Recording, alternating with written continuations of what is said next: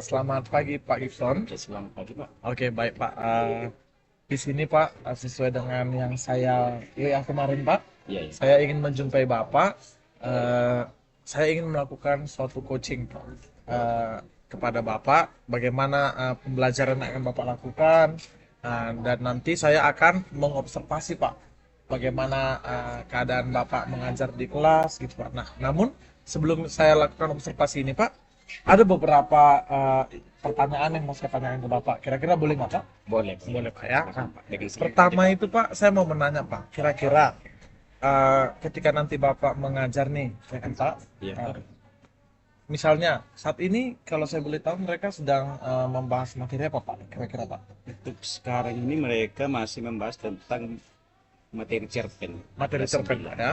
Pasti nanti setelah cerpen mereka akan masuk ke Setelah cerpen mereka akan membuat cerita inspiratif. cerita inspiratif ya. Nah, gini Pak. Kira-kira Pak, berarti dalam minggu ini masih cerpen ya Pak ya? Iya, Pak, masih betul, Nah, Pak. gini Pak, jadi saya ada rencana Pak, nanti saya akan mengobservasi kelas Bapak dalam minggu ini. Nah, kira-kira boleh nggak Pak, sebelumnya saya minta izin ke Bapak, saya masuk nanti di kelas Bapak ketika Bapak mengajarkan cerpen Pak? Oh, boleh, Pak, dengan senang. Boleh Pak ya. Nah, jadi begini Pak, kalau saya boleh tahu nih Pak, apa tujuan yang ingin Bapak capai dari Bapak mengajarkan cerpen ini? Ya, tujuan yang ingin saya capai dalam mengajarkan materi cerpen ini yang pertama itu kan siswa mampu memahami tentang pengertian cerpen, dan yang kedua nanti siswa mampu menuliskan sebuah cerpen dari pengalaman yang mereka alami, Pak, seperti itu, Pak. Oh, ya Pak ya. Berarti itu tujuannya Pak ya? Iya, Berarti langsung real dari kehidupan mereka gitu Pak ya? Oh iya, Pak, betul. Oke Pak. Nah kemudian Pak, saya kalau boleh bertanya, kira-kira area pengembangan apa yang mau Bapak capai dari kegiatan pembelajaran ini Pak? Seperti misalnya Bapak ingin mencapai bagaimana tingkat kognitifnya, gimana tingkat keterampilannya, atau gimana Pak? Ya, adapun nanti area pengembangan yang ingin saya capai di dalam pembelajaran ini ada dua. Yang pertama tentang kognitif pengetahuan. Bagaimana seorang siswa dapat memahami definisi cerpen itu apa dan unsur-unsur cerpen itu apa. Dan yang kedua nanti uh, pemahaman mereka di dalam keterampilan. Keterampilan yang masuk di sini, bagaimana seorang siswa nanti membuat dan menuliskan cerpen dari yang mereka alami di sekolah ini, dan mereka tuliskan nanti dan bacakan di depan kelas. Sehingga di dalam pembuat cerpen ini, yang mereka tuliskan berdasarkan yang mereka alami selama mereka bersekolah, mulai dari kelas 7, kelas 8, dan di kelas 9 ini, seperti itu, Pak. Berarti bukan hanya kognitifnya saja Pak ya? Bagaimana keterampilannya di depan kelas nanti mencapai cerpen itu pun itu kan Bapak nilai gitu Pak ya? Iya, Pak, keterampilan menulis dan membacakan cerpennya. Berarti ini nanti area pengembangan yang Bapak nilai itu berarti kognitif dan keterampilan Pak ya? Iya, betul. Oke, benar sekali Pak. Nah, oke Pak. Jadi saya sudah tidak sabar lagi nih bagaimana mau melihat pembelajarannya Pak ya. Nah, satu lagi Pak, yang terakhir Pak, rencana atau strategi apa kira-kira yang mau Bapak lakukan untuk pembelajaran yang akan kita lakukan nanti Pak? Gitu. Oh iya, sana yang saya lakukan nanti yang pertama dengan membuat RPP-nya, Pak. RPP Pak Itu ya. yang pertama, dan yang kedua dengan membuat media pembelajaran yang sesuai. Dalam hal ini nanti saya akan merancang media pembelajaran nanti langsung ke lingkungan, dan media pembelajaran yang kedua nanti buat ini pembelajaran, Pak, dan siswa itu dapat menonton bagaimana cerpen itu, sehingga imajinasi mereka, Pak, dapat muncul, Pak. Muncul Pak ya. Imajinasi mereka dapat muncul, Pak. Jadi strateginya ini pertama dengan RPP, kemudian dengan membuat video pembelajaran Iya, media tentang cerpen tentunya Iya, ya. cerpen. Kemudian memberikan cerpen-cerpen yang berbau lingkungan gitu Pak ya. Lingkungan. Untuk membangun inspirasi mereka gitu Pak ya. Iya. Oke, Pak. Saya yakin pasti ini akan terjalan dengan baik Pak ya. Iya, mudah-mudahan, Nah, Pak. terakhir Pak, kira-kira hari apa Pak saya bisa masuk ke kelas Bapak untuk melakukan observasi Pak? Kebetulan saya masuk kan, Pak, di hari Senin sama Rabu di kelas 9. Kalau Bapak nanti boleh masuk di hari Senin atau di hari Rabu aja, Pak, supaya langsung lebih dapat di hari Rabu ini ya, Pak. Berarti di Rabu yang akan datang ini Pak ya? Iya, seminggu lagi, Oke, Pak. berarti Rabu depan saya akan masuk mengobservasi Bapak Boleh Pak ya? Boleh, Pak. Oke Pak. Mungkin sekian dulu Pak untuk pra observasi kita Pak. Ya, jadi saya ucapkan terlebih dahulu Pak, terima kasih Pak. Ya, sama-sama. Hari ini Bapak lihat kehadirannya hanya 13 orang, satu orang tidak datang. Coba kita kelasnya, datang. Satu orang yang nggak datang Pak, Ervina. Ya, Karena apa? tidak ada mobil yang keluar dari kampungnya Pak. Ini silakan dulu. Ya, nah Ervina itu kampungnya di mana? Di tengah, ya dari tengah ke sini harus naik bus. Jadi, oke, kalau karena alasan tidak ada bus dari sana tidak apa-apa. Tapi kalian yang bisa datang ke sekolah harus datang ke sekolah meskipun pembelajaran kita hanya masih PTM terbatas.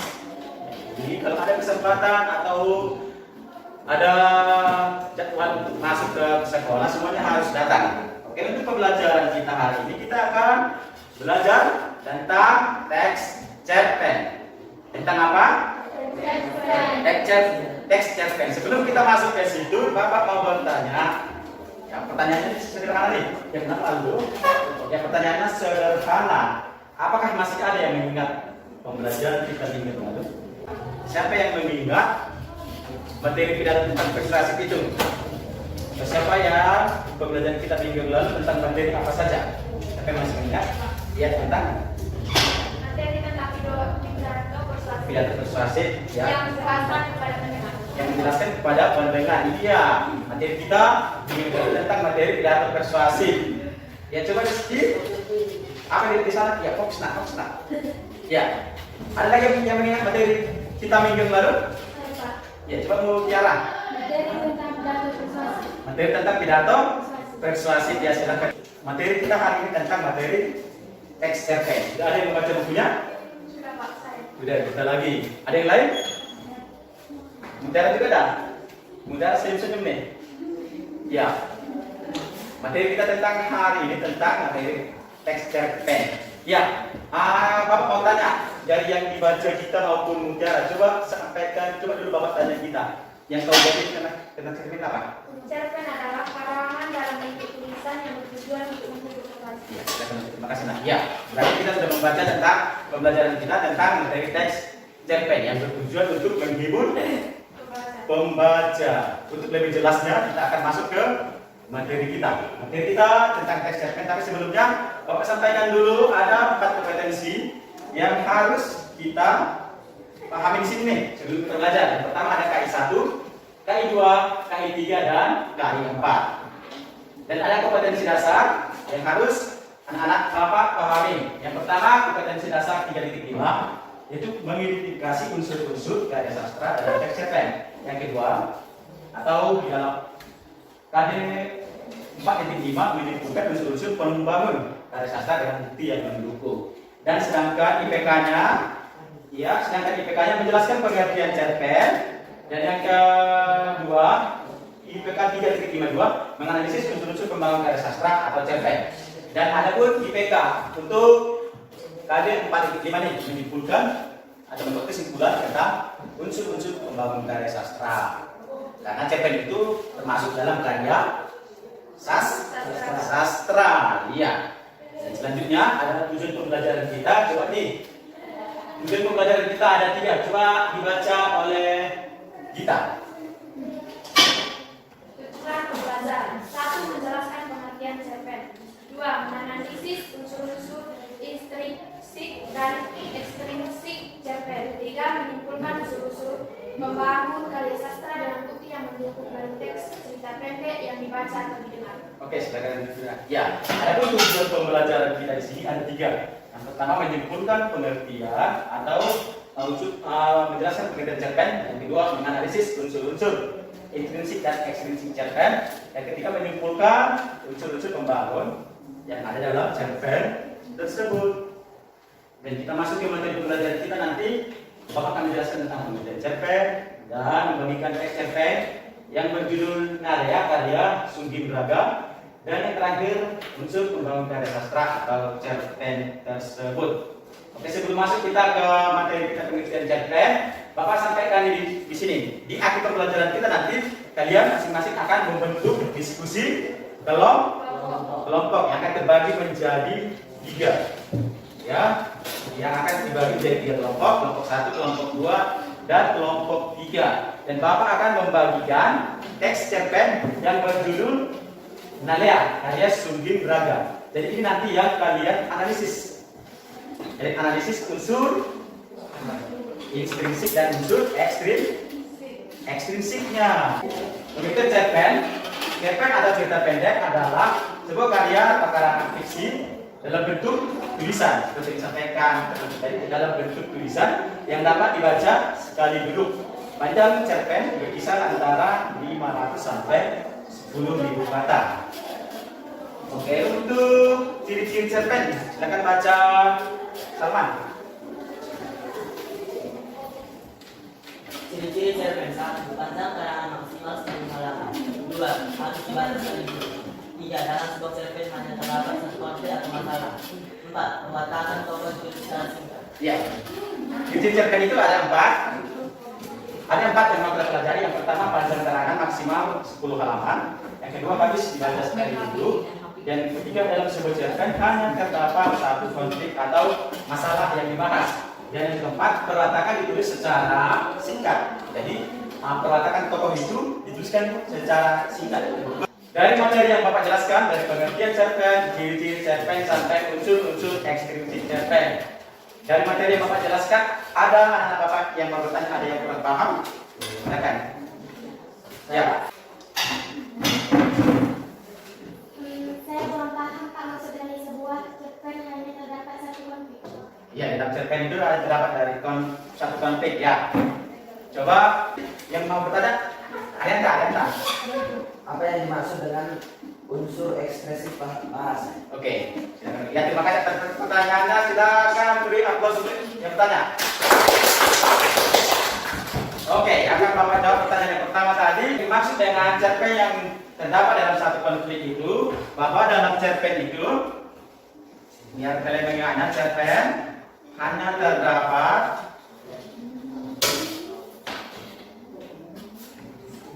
satu konflik. Ini maksudnya adalah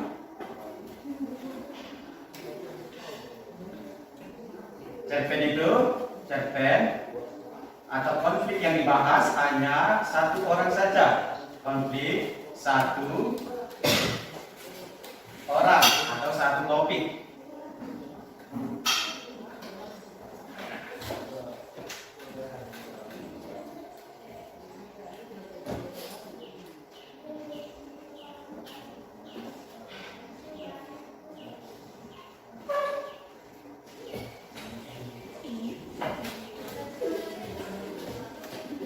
Ya, yang dimaksud dengan cerpen hanya terdapat satu konflik, yaitu cerpen atau konflik satu orang aja yang dibahas. Saya akan mempresentasikan tugas kelompok 3. Jelaskan pengertian cerita pendek. Pengertian cerita pendek adalah sebuah karya atau karangan fiksi dalam bentuk tulisan yang dapat selesai dibaca sekali duduk. Panjang cerpen berkisar antara 5.500 sampai 10.000 kata. 2. Tuliskan ciri-ciri cerpen. Ciri-ciri cerpen adalah 1. Panjang karangan maksimal 10 halaman. 2. Habis dibaca sekali duduk. 3. Dalam sebuah cerpen hanya terdapat satu konflik atau masalah. 4. Perwatakan tokoh ditulis secara singkat. 3. Analisislah unsur-unsur intrinsik pembangunan cerpen yang terdapat pada Nalea karya Sungging Braga. Unsur-unsur intrinsik pembangun cerpen. A. Latar tempat. Pinggiran taman kota di sebuah kios. Latar waktu. Siang hari, sore hari, dan malam hari. Latar suasana. Rasa bahagia yang berubah menjadi menegangkan saat petugas Satpol PP datang untuk melakukan penertiban preman, pengamen, dan pedagang asongan. B. Sudut pandang. Sudut pandang orang ketiga karena pengarang tidak terlibat langsung dalam cerita yang ditandai dengan penggunaan kata ganti orang. C. Penokohan atau tokoh. Nalea. Tekatan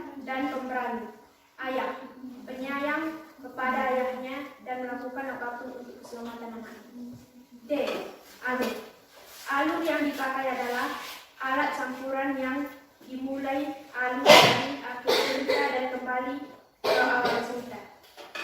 Tema: Nalea anak yang sabar dan penakut pada dirinya. D. Amanat: kita harus bisa bersabar untuk menjalani kehidupan ini, karena kenyataan yang terjadi tidak seperti yang kita bayangkan. 4. Unsur distriksi.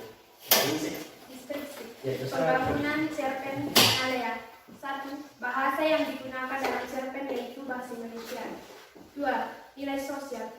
Dalam cerita cerpen ini adalah rasa saling menyayangi dan menguatkan antara Nalea dan sang ayah.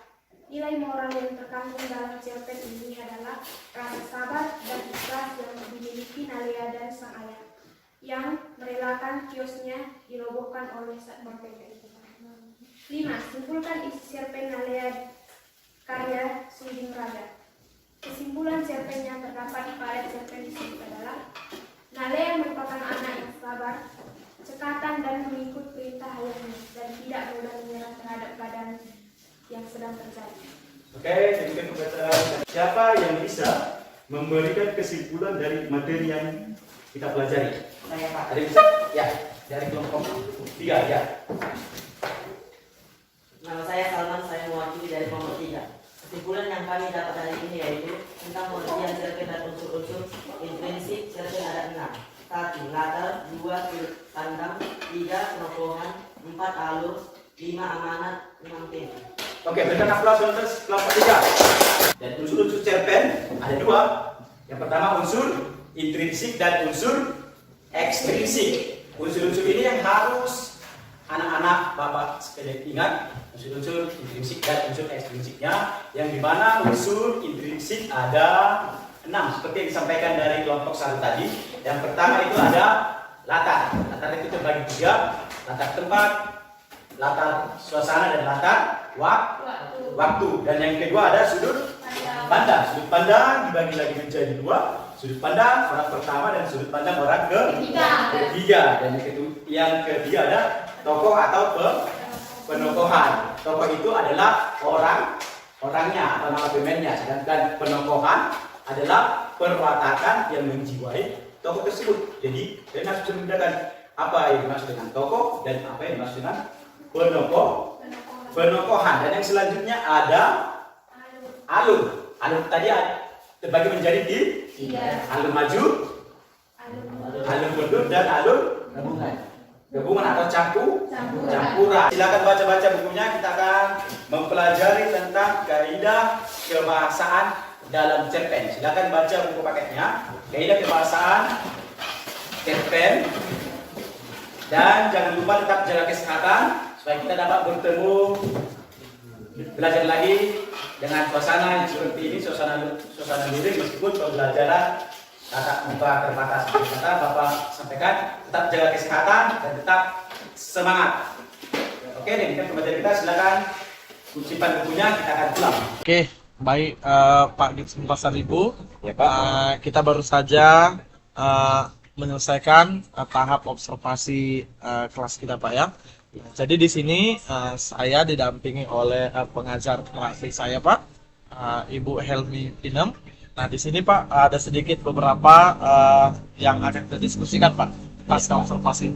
Nah sebelumnya saya mau mengapresiasi dulu Pak ya. Jadi tadi setelah saya observasi ya saya lihat ya Bapak sudah bagus sekali, sudah bagus lah beberapa kegiatan DRP Bapak saya lihat sudah keluar kok. Nah, tapi begitu pun saya pengenlah mendengar bagaimana perasaan Bapak setelah dilakukan observasi itu Pak. Iya Pak. Perasaan saya setelah melakukan observasi ini saya merasa senang, dan tadi memang kalau jujur saya merasa sedikit gugup dengan kehadiran Bapak di dalam kelas selama pembelajaran. Ya, wajar Pak ya. Iya. Memang saya pun demikian juga ya Pak. Kalau di dalam kelas ketika saya mengajar ada yang mau observasi pasti ada sedikit gugup ya Pak. Iya. Wajar sih Pak. Oke Pak. Kemudian Pak, kalau saya boleh tahu Pak, kira-kira apa nih tujuan yang sudah Bapak dapat dari kegiatan observasi tadi Pak? Tujuan yang saya dapat memberikan pembelajaran sesuai dengan RPP yang saya buat. Di sini saya membuat RPP tentang mengajarkan kepada siswa bagaimana cara menuliskan sebuah cerpen dengan pengalaman yang mereka alami selama sekolah di sini, Pak. Pak, bagus sekali tuh Pak ya. Jadi saya lihat pun tadi memang Bapak menyuruh siswa menuliskan cerpen dari pengalamannya Pak ya. Iya, Jadi saya rasa tujuan utamanya itu pasti lebih dapat gitu Pak ya. Oke Pak. Nah kemudian kalau boleh tahu Pak, kira-kira selama Bapak melakukan observasi tadi Pak, selama Bapak melakukan pembelajaran tadi, kira-kira ada nggak Pak masalah-masalah yang Bapak temukan di dalam kegiatan pembelajaran Bapak tadi? Nah ini dia Pak. Masalah-masalah dalam kegiatan pembelajaran selalu ada. Dan di sini masalah yang saya hadapi tadi ketika ada beberapa siswa yang kurang aktif di dalam mengikuti pembelajaran. Apalagi ini kan mereka akan membuat pembelajaran mengikuti cerpen. Mereka seakan-akan bingung akan apa yang mereka kerjakan. Dan karena mereka kurang aktif di dalam bertanya, jadi ketika saya perhatikan masih ada beberapa siswa yang diam-diam atau mungkin malu untuk bertanya, Pak. Oh, begitu Pak ya. Berarti di sini Pak, Bapak menemukan ada siswa yang aktif dan ada siswa yang pasif gitu Pak ya? Iya, Pak, betul. Oke Pak. Nah, kira-kira kalau saya boleh tahu Pak, usaha apa yang sudah Bapak lakukan untuk menangani siswa yang tentunya yang kurang aktif tadi Pak? Oh, yang kurang. Usaha apa yang Bapak lakukan? Ya, usaha yang dilakukan yang pertama supaya mereka mungkin aktif di dalam mengikuti pembelajaran, saya membuat kelompok, yaitu saya yang tadi membagi mereka ke 4 kelompok, yang dimana setiap kelompok terdiri dari 4 orang, dan yang kurang aktif ini boleh nanti saling berdiskusi dengan siswa yang berani untuk menyampaikan pendapat atau untuk bertanya kepada guru maupun berdiskusi di dalam kelompok kecil seperti itu Pak. Gitu Pak ya. Jadi upayanya ini berarti upaya dari Bapak berarti membentuk mereka dalam diskusi kelompok gitu Pak ya. Iya, Oke Pak. diskusi kelompok Bagus kecil. sebenarnya itu Pak. Kan agar mereka dapat berbaur. Nah, saya mau tanya kembali nih Pak, ketika Bapak membuat mereka dalam diskusi kelompok, masih ada nggak Pak hambatan-hambatan yang Bapak lihat terjadi di dalam kelompok itu Pak? Iya, hambatan-hambatan itu masih juga nampak. Meskipun mereka sudah dibagi ke dalam kelompok kecil, yang berjumlah 4 orang dalam satu kelompok, siswa yang kurang aktif tadi masih juga merasa malu-malu. Dan di dalam kelompok ini kan saya membagi ada ketua kelompok, ada sekretaris kelompok. Siswa yang kurang aktif itu saya buat untuk menjadi ketua kelompok supaya dia dapat berani untuk menyampaikan pendapatnya atau menyuruh kepada siswa supaya jiwa kepemimpinannya muncul Pak, seperti itu Pak. Oke Pak ya. Berarti strategi atau solusi yang ingin Bapak buat itu berarti untuk menangani siswa yang kurang aktif tadi. Iya, Berarti Bapak jadikan mereka jadi ketua kelompok mereka Pak ya. Iya Pak. Bagus sekali ini Pak solusinya Pak, sehingga nanti nanti dia pasti akan lebih aktif kan gitu Pak ya. Iya. Oke, kalau dia ketua kelompok. Oke Pak. Nah, kira-kira nih kalau saya boleh tahu Pak, gambaran yang seperti apa yang Bapak mau terjadi pada anak yang kurang aktif ini tadi Pak? Iya. Kedepannya setelah Bapak bentuk mereka dalam kelompok, dia jadi ketua kelompok, kira-kira dia jadi seperti apa anak ini Pak yang Bapak harapkan gitu? Yang pertama yang saya harapkan supaya mereka semakin aktif dalam mengikuti pembelajaran, dan yang kedua jiwa kepemimpinannya dia akan terbentuk dengan cara menjadi pemimpin di dalam kelompok itu.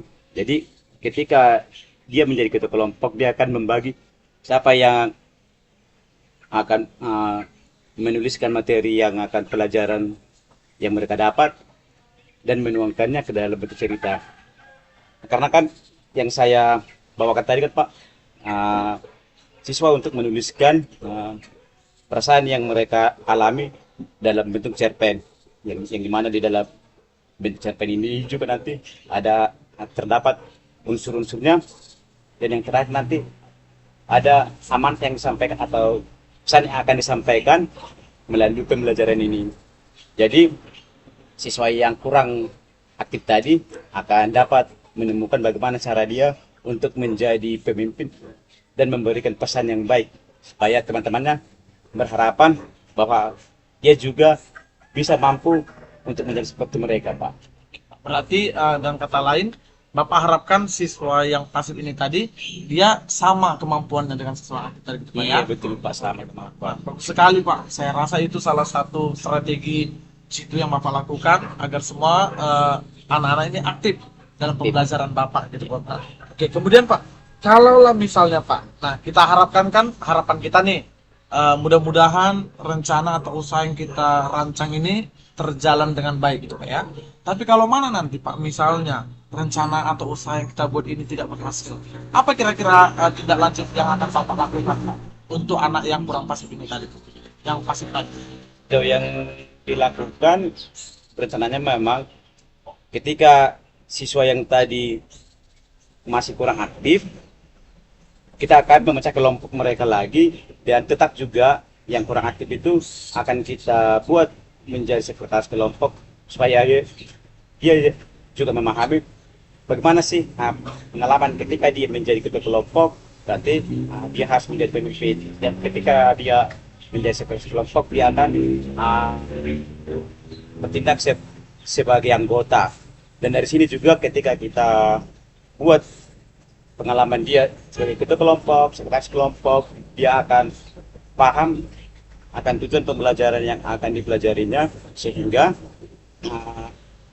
yang pasif tadi dapat berbaur dengan temannya.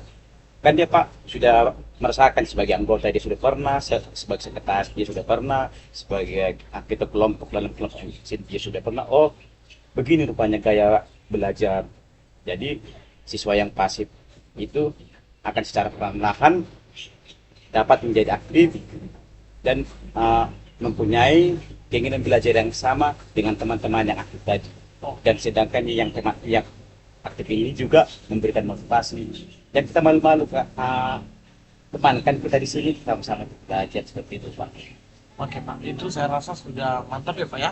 Cuma gimana Pak kalau memang dengan ekstrakurikulernya Pak antara anak yang pasif ini? Ini juga kan ketika dia kurang aktif, ya kan, di waktu kebingungannya belum muncul pada saat pembelajaran, maka di sekolah kita kan Pak ada kegiatan ada Pak, benar.